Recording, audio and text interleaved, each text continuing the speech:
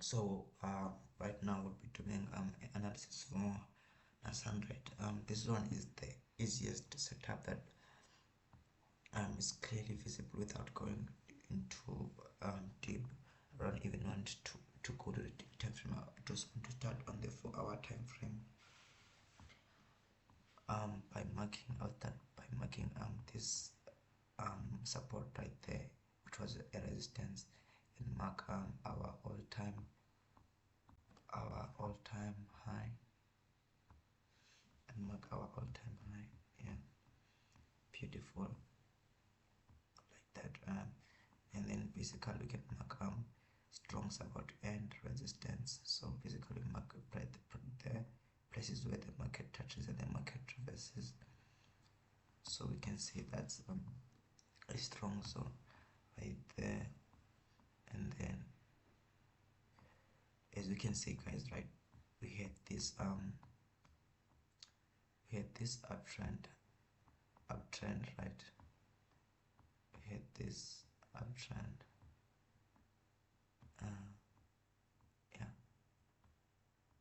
Yeah, we had this uptrend in which we had this breakout, then prices from there sold. So as you can see, these sales, guys, this is where they started. This is where we got those sales. This is the zone right there. So what is that? We have our supply zone there, so meaning we are looking forward for selling opportunities in that zone. So let's go to the 1-hour time frame.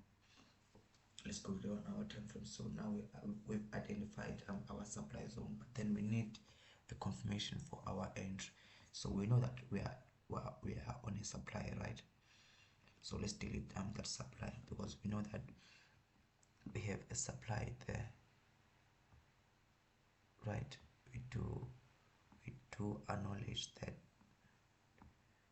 So we have a supply right there. So as you can see, guys, this is what the beautiful thing about NAS100. As you can see, prices were approaching the supply using higher highs and higher lows, higher highs and higher lows, higher highs, and then instead of forming another higher highs, prices decided to fall down and then broke that structure right there. In fact, the prices made a market structure shift to channel character, and then now we see prices going to the top side. So what does this mean? That channel character, guys, certainly means that there was a new supply zone that was created right there. So in which this is the supply zone that we can use as our entry point. So you know, guys, the aim is to minimize our stop losses so that we can have better risk reward ratio. So what you can do, guys, you can just enter right there,